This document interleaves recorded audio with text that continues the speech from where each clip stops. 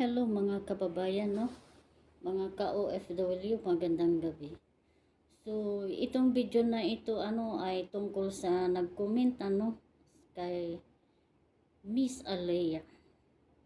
Shout out sa iyo, Miss Alea. Sa sinasabi mo sa comment, ako'y isang dugyot.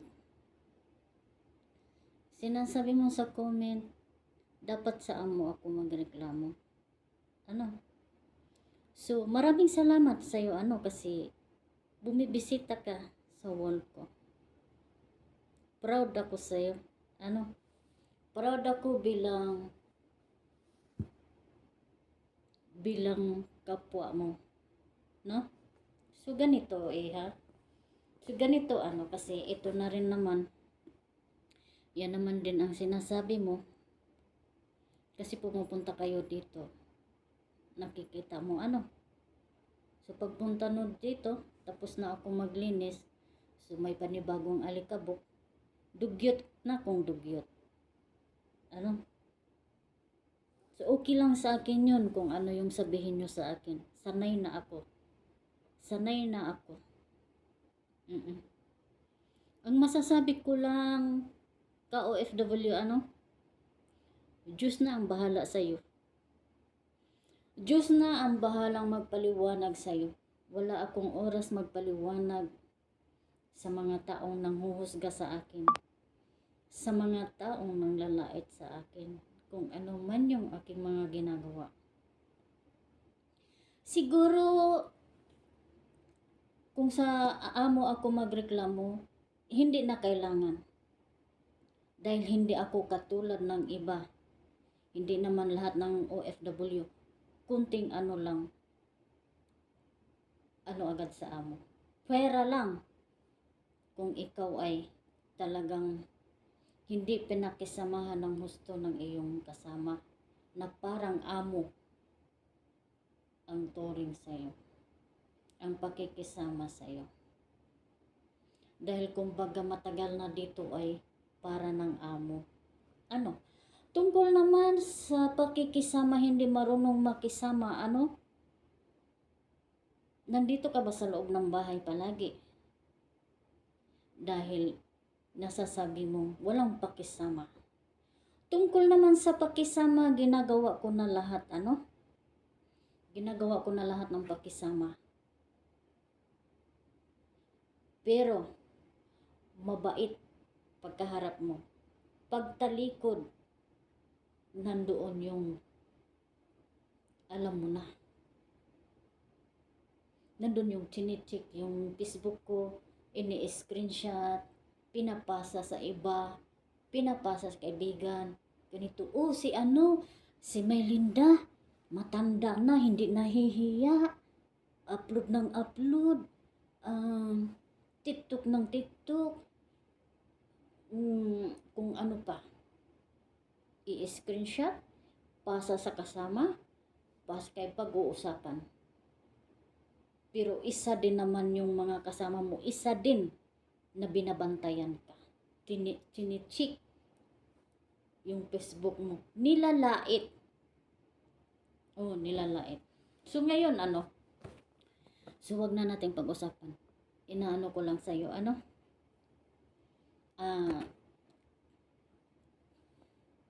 Christine Ungas. Yung Facebook mo, alias Alea Mea.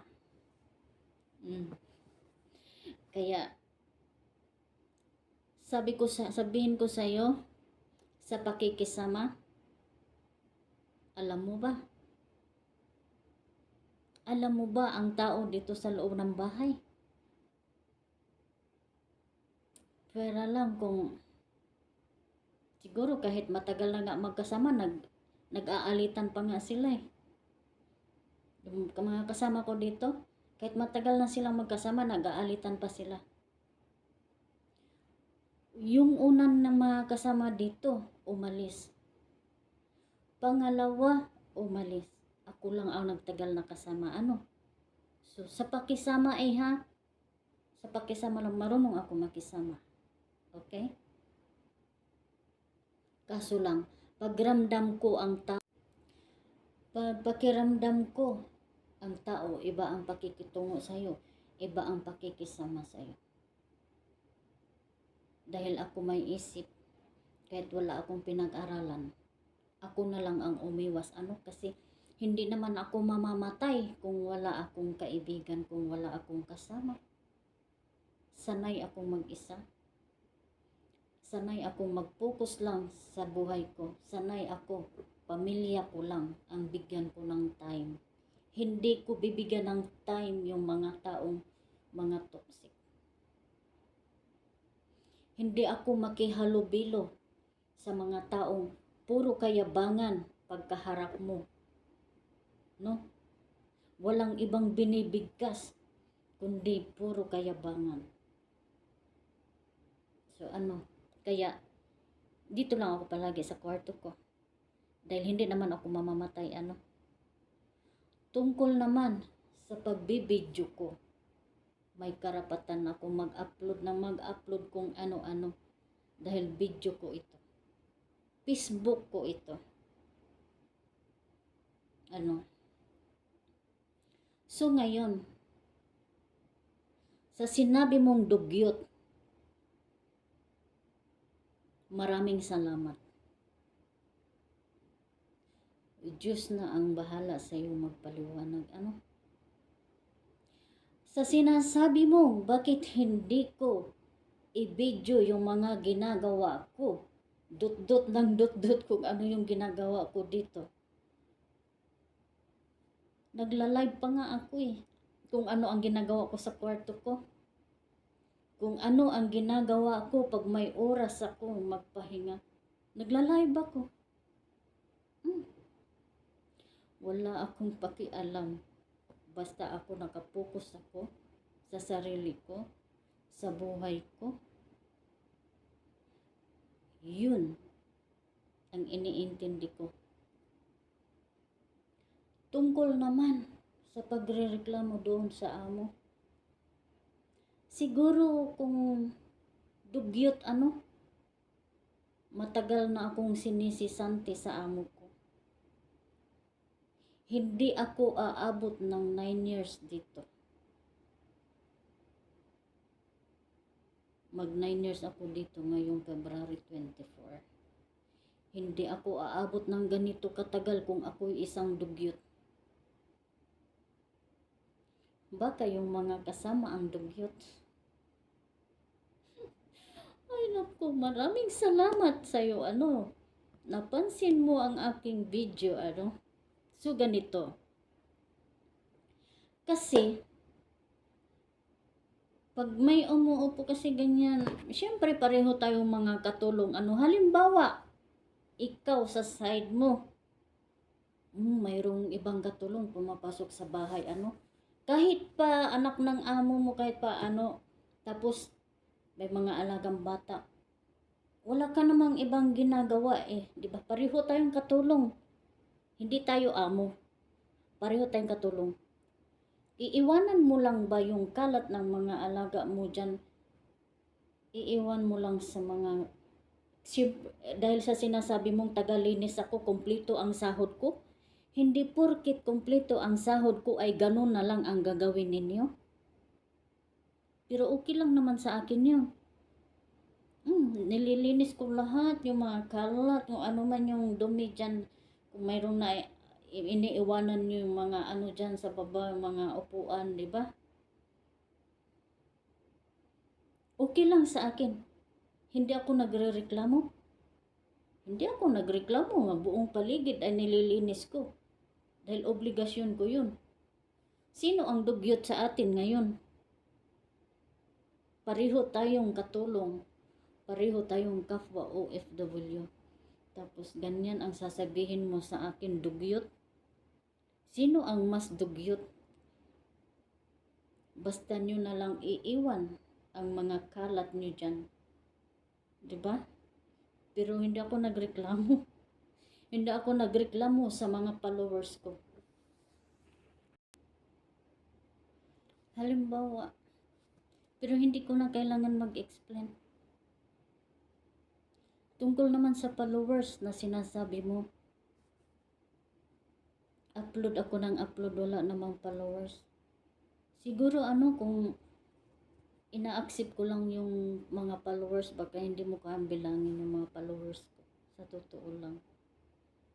Hindi ako nag-a-upload ng mga video para dumami yung followers ko. Nag-a-upload ako ng video para makikita ako ng pamilya ko kung ano yung trabaho ko, anong ginagawa ko. Paano ako nag-ano dito, kung okay lang ba ako, kung buhay pa ba ako, kung hindi ba ako minamaltrato, kung hindi ba ako. Sa sinabi mong dot-dot ng dot-dot, ang pagdudot-dot nilalagay ko sa lugar. Pareho tayo kapwa OFW, nagdudot-dot din tayo, di ba? Hindi ka ba nagdudot-dot, di ba nagdudot-dot ka din? Kaya bago sana kayo magsalita, maghusga, tingnan nyo rin muna yung sarili ninyo. Tingnan nyo muna yung paligid ninyo bago nyo ako pagsabihan na dugyot. Pero okay lang yan. Proud ako sa'yo, Proud ako sa mga sinasabi mo. Congratulations. Ipaubaya ko na lang sa Panginoong Diyos ang lahat. Dahil ang Diyos lang ang tanging makapagpaliwanag. Hindi ako. Dahil hindi ko kayang ipaliwanag ang trabaho ko. Ang Diyos lang ang tanging makapagpaliwanag sa mga taong mga toksik ang isip, Ngingitian ko lang kayo. Hindi ako apektado. So maraming salamat. Bumisita ka sa wall ko at napansin mo. Dahil kasi pag ako mayroong naiwan, minsan magkakapi ako na pag-iwanan ko. Nakita ng kasama ko, halos basagin nga yung baso dahil hindi ko niligpit. Ngayon, kaya nga sabi ko sa inyo, bago kayo magsalita, alamin nyo muna yung about pakikisama. Oo, maganda makisama sa harapan nyo ngayon, ang inyong kaharap, ang inyong kasama. Pero hindi nyo alam. Dahil ako may alam ako. May alam ako pero ayaw ko magsalita. May alam ako. Pero tahimik ako. Dahil ayaw ko nang makialam, ayaw ko nang gulo.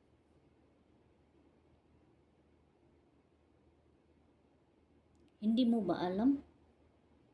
Pagkatapos nyo dito, kayo ang topic, kayo ang pinagchichismisan. Chinichik yung mga Facebook nyo, mga upload o ganyan. Kaya Diyos na ang bahala sa inyo. Panginoong Diyos na ang bahala. So for your information, Alayamea, I don't care people in my back. I don't care toxic people.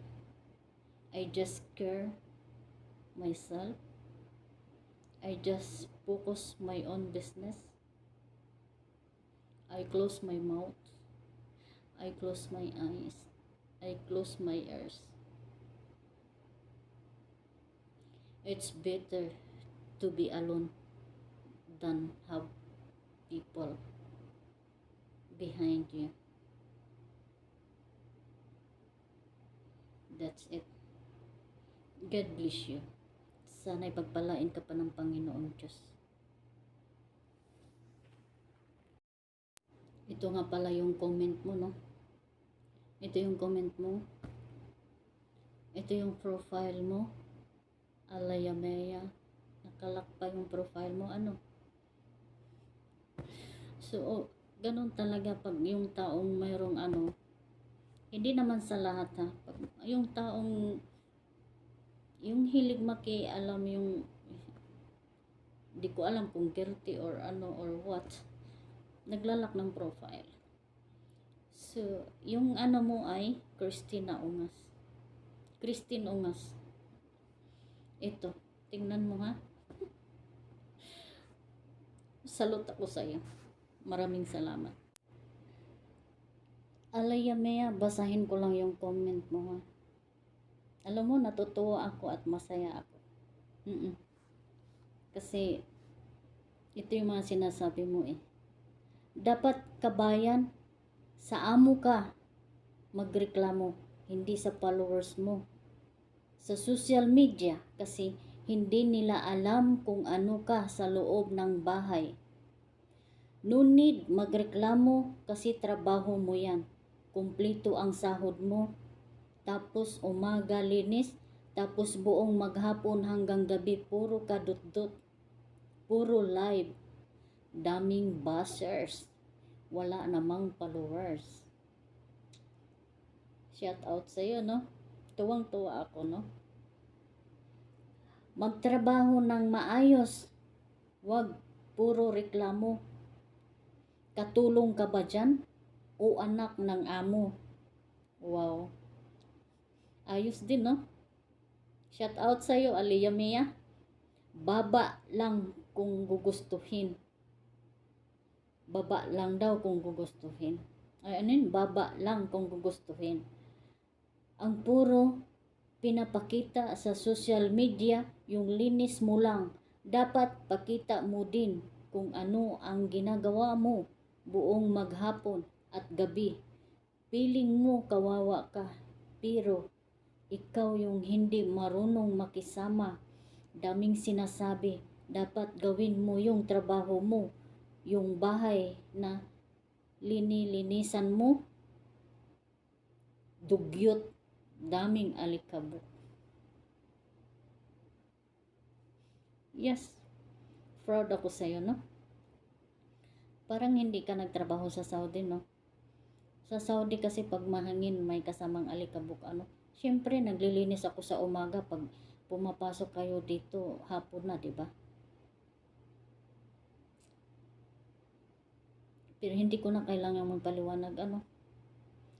Yun. So, inumpisahan mo. Sige, umpisahan natin. Tama yung ginagawa mo, ano? Maraming salamat sa'yo, ano? Aliyah Mea, maraming salamat. God bless you. God bless you. Sana marami pang blessing na darating sa iyo. Wala akong pakialam, ano. Sanay na ako dyan sa mga ganyang mga tao na mahilig makialam at manghusga at manglait. Sanay na ako dyan. Hindi na ako bago dyan. Sanay na ako. So good luck, ano. Good luck sa iyo. At maraming salamat. Tawang-tawa naman ako sa iyo. Bakit? Hindi naman ako naghangad ng 1 million views, ano? social media nga. Talagang ganyan. Hindi na ako naghangad ng 1 million views. About sa common sense. Bakit kayo? Meron ka ba noong common sense? Sige nga. Kung common sense, meron ba kayo noon? Natatawa lang talaga ako, ano. Yeah, common sense. Lahat gawain mo, pero hindi ganyan.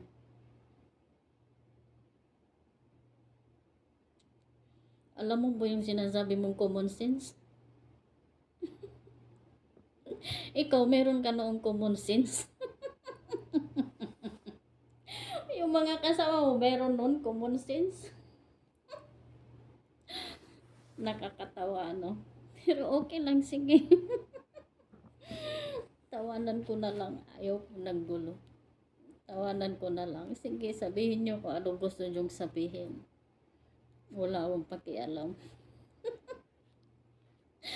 Diyos na ang bahalang ano sa inyo. Ano? Ang tawag nito? Ang magpaliwanag kung ano man yung nakikita nyo, ano. Diyos na ang bahala. Yun lang, Diyos na ang bahala. 1 million views. Bakit? Kaya ba ako nag-upload para magkaroon ako ng 1 million views? Naku po. Natatawa lang ako.